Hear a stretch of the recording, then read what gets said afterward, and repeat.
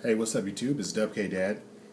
Like all the decks that I really fall in love with, I decided to start up a discussion, a series of videos talking about plays, card choices, variants, and just general, game situations and how I feel the best way to play the deck, and what I like to hear from you guys as the subscribers are, your opinions, whether you agree or disagree, things you've learned about the deck, things that worked well from you from genuine testing, not this one situation where you were playing your friend and you like raffle stomped him with some arcane combo. Nothing like that, just stuff that would work on a YCS level, because let's face it, we all want to go to a big event and top. As simple as that. And also, I have a little small confession. One of the reasons, and I get asked this a lot, that I do deck profiles and I do discussions is because I don't know how many of you are members of Yu-Gi-Oh forums, but it seems like whenever a really good deck comes out, there's like a little bit of buzz and people get to talking about it, but the discussion kind of like falls apart and no one is really putting forth solid ideas. You have a good group of players who share ideas amongst themselves and don't share the information, which you can't blame them because they want to win.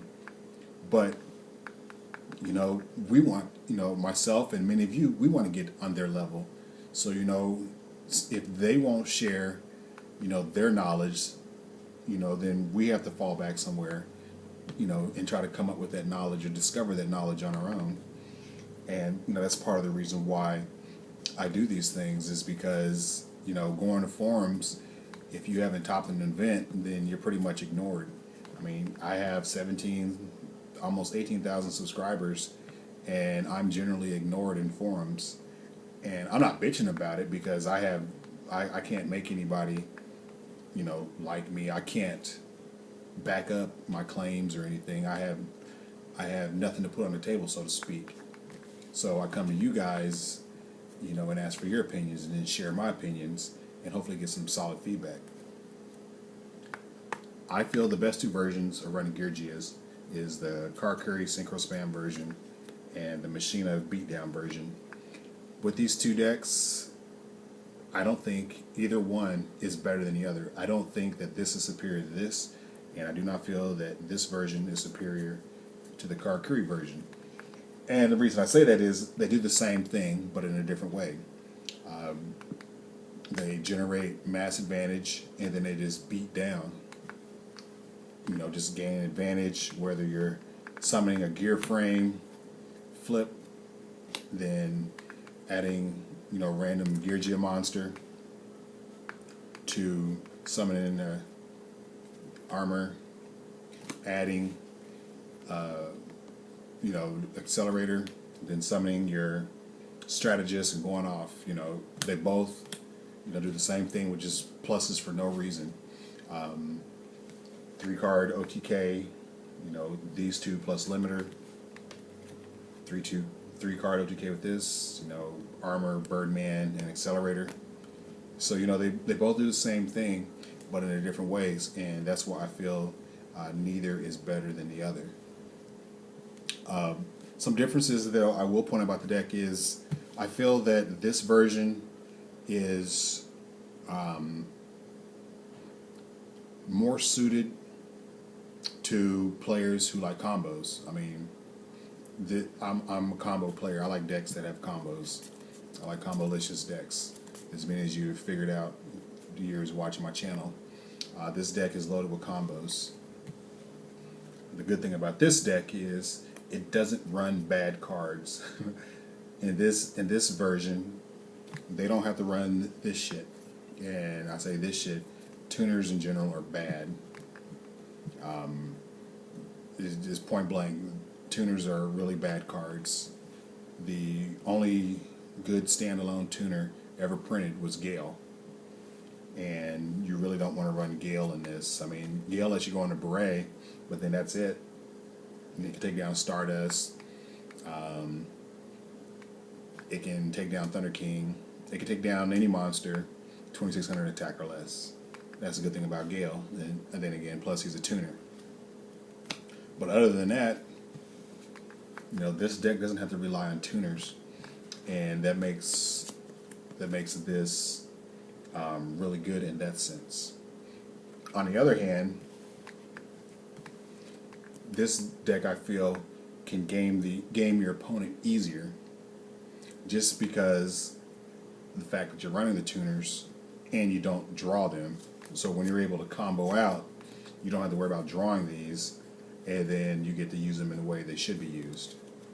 I mean, it's a little contradictory to say it that way, but I mean, that's fucking Yu-Gi-Oh! Yu-Gi-Oh! Is full of contradictions. Something else I've noticed running Geargias for a while now is that this card, as good as it is, as expensive as it is, I'm on eBay right now, completed listings, you know, $64. A lot of Geargia players will tell you that they don't go into this very often. I mean, the only time I ever go into this is to get Birdman. But a lot of times, you know, I don't want to go into it because they have back row, so I'm waiting to draw it. So my final summation is that this card may not be needed in the extra deck. You know, that could be an extra spot that saves you $64. Unfortunately, Beret is still a $20-something card. I do not understand why Beret has not been printed. Would it come out of Star Strike Blast? Jeez, it's Star Strike Blast and it hasn't been reprinted yet, and it's $20. This deck, on the other hand, more or less relies on it. I mean, you can get away with running 1, but 2 is optimal. And the reason why I say that is because although when you summon him, you add him, it's really nice if you also have like a gear armor, you flip it, add something, and that way when you have to pitch to summon this, you don't minus yourself that hard. So it's really nice to have an armor on field, flip, add, summon, add, then you can go Accelerator plus him, detach, and then add another copy of the gear frame.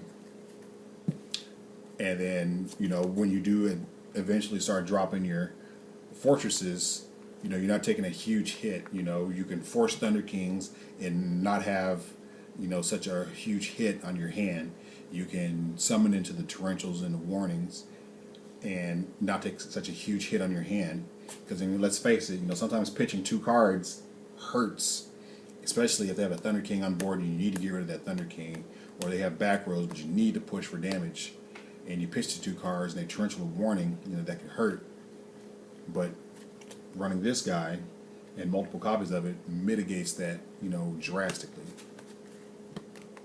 So down below, tell me guys what you think about the discussion. I'm going to continue it, and a lot of people probably won't like it because they don't either like the deck, they don't like spam decks, they think the deck is too meta.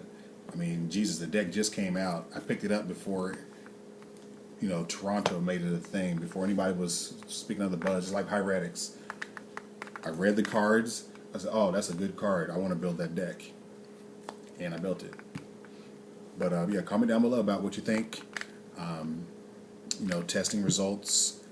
We'll go into more discussion about cards I feel that we should need. Eventually I'll show my deck list. We'll talk about which card in the extra decks really needed, because again, this is another card I feel might be win more.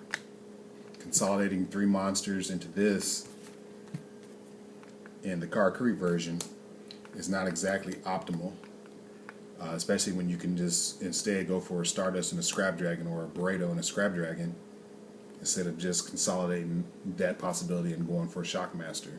I mean, sure, he allows you to push for game through Gores, but since you're running so many Earth guys, wouldn't you rather make the Turtle? I mean, it's something to consider. It's DUBKDAD, and I'm out.